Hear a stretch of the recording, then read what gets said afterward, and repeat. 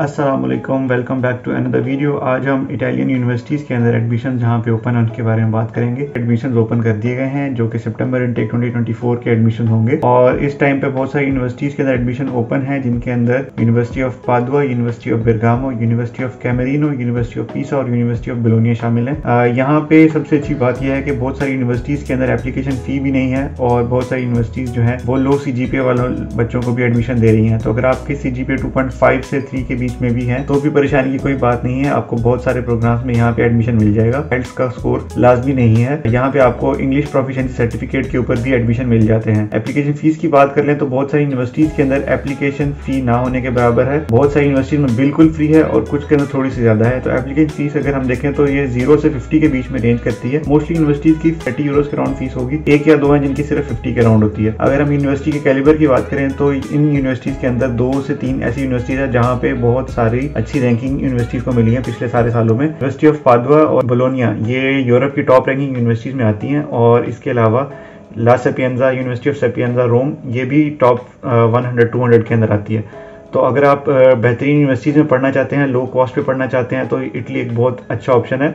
यहाँ पे tuition fee almost free होती है और जिन बच्चों को स्कॉलरशिप नहीं मिलता उन बच्चों के लिए ट्यूशन फी मिनिमल होती है। अगर फी स्ट्रक्चर की बात करें तो यहाँ पे फी नॉर्मली 1000 से 1500 यूरोज के बीच में होती है और बहुत सारी यूनिवर्सिटीज आपको ये सहूलत भी मुहैया करती हैं कि अगर आप एक अच्छे अर्निंग बैकग्राउंड से नहीं है तो आप कम फी दें। इसके अलावा एक बहुत अच्छी चीज इनके बारे में ये है कि ये आपको फुली फंडेड स्कॉलरशिप देते हैं जो कि ऑलमोस्ट हर बच्चे को मिलती है, किसी को कम मिलती है, किसी को ज्यादा मिलती है। अभी ये जिस रूम में मैं हूँ ये भी मुझे स्कॉलरशिप पे मिला है और ये डॉर्मेट्रीज जो है ये स्टेट ओन्ड डॉर्मेट्रीज होती है और स्टेट ओन्ड हॉस्टल्स होते हैं। तो यहाँ पे स्टेट ऑफ द आर्ट आपको तमाम चीजें मुहैया होती है। अगर हम बात करें कि एप्लीकेशन प्रोसेस की तो उसके लिए आपको transcript, degree, motivation letter, proficiency certificate और 2 लेटर ऑफ रेफरेंसेस चाहिए होते हैं। अगर आपके पास एक्सपीरियंस लेटर है तो एक बहुत अच्छी चीज है। इटली के अंदर एडमिशन अप्लाई करने का सबसे बेहतरीन टाइम यही है। आप इसको ज्यादा लेट ना कीजिएगा वरना बाद में अपॉइंटमेंट्स मिलना मुश्किल हो जाती है जो कि एक बहुत बड़ा मसला है। कराची कॉन्सुलेट से जो बच्चे अप्लाई करते हैं उनको वीजा आसानी से मिल जाते हैं as compare to Islamabad embassy, क्योंकि इस्लामाबाद एम्बेसी आपको खुद अपॉइंटमेंट देती है तो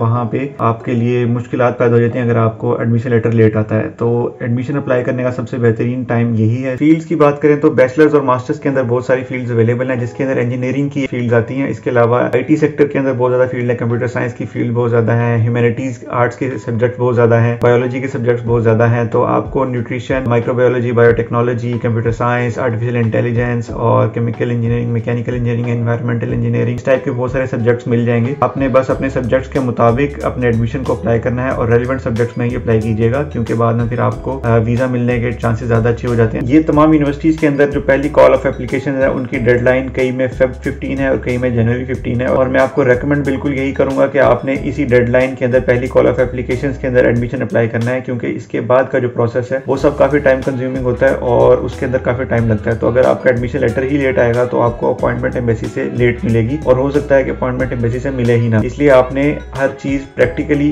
अपनी बेस्ट पॉसिबल वे से करनी है। जितना जल्दी एडमिशन अप्लाई कर सकते हो उतना जल्दी एडमिशन अप्लाई करें, जितना जल्दी आपका एडमिशन लेटर आएगा उतनी जल्दी आप बाकी के डॉक्यूमेंट्स प्रिपेयर कर सकेंगे। एडमिशन लेटर आने के बाद आपने सबसे पहले एक चीमिया होती है, स्टेटमेंट ऑफ कंपैरेबिलिटी। जैसे पाकिस्तान के अंदर HEC हमें एक इक्विवेलेंसी सर्टिफिकेट जारी करती है कि आपकी लेवल ऑफ एजुकेशन अगर 14 या 16 ईयर्स की है तो वो बैचलर्स के इक्वल है और अगर 17-18 ईयर्स की तो वो मास्टर्स के इक्वल है। वैसे ही बिल्कुल आपने पाकिस्तानी डिग्री का लेवल जो है, लेवल ऑफ एजुकेशन, वो इटालियन सिस्टम के मुताबिक निकलवाना होता है क्योंकि यहाँ पे इंटरमीडिएट 13 ईयर्स की एजुकेशन होती है बजाय 12 ईयर्स ऑफ एजुकेशन के और यहाँ पे जो बैचलर्स है वो 3 ईयर्स का होता है, पाकिस्तान में नॉर्मली 4 ईयर्स का होता है। तो हमें ये लाजमी होता है कि हम अपनी लेवल ऑफ एजुकेशन को इटालियन सिस्टम के मुताबिक रिकग्नाइज करवाएं। इस रिकग्निशन की जो स्टेटमेंट है इसके आने के अंदर भी 15 से 30 दिन लगते हैं डिपेंडिंग अपॉन कि आप कितनी जल्दी अप्लाई कर रहे हैं और आपकी जो प्रोसेस है एप्लीकेशन वो कितनी जल्दी प्रोसेस हो रही है। इसके बाद आप प्री इनरोलमेंट अप्लाई करते हैं। प्री इनरोलमेंट अप्लाई करने के बाद आपको वीजा के लिए कराची कॉन्सुलेट से हैं तो आप खुद जा सकते हैं, walk in visa application file होती है।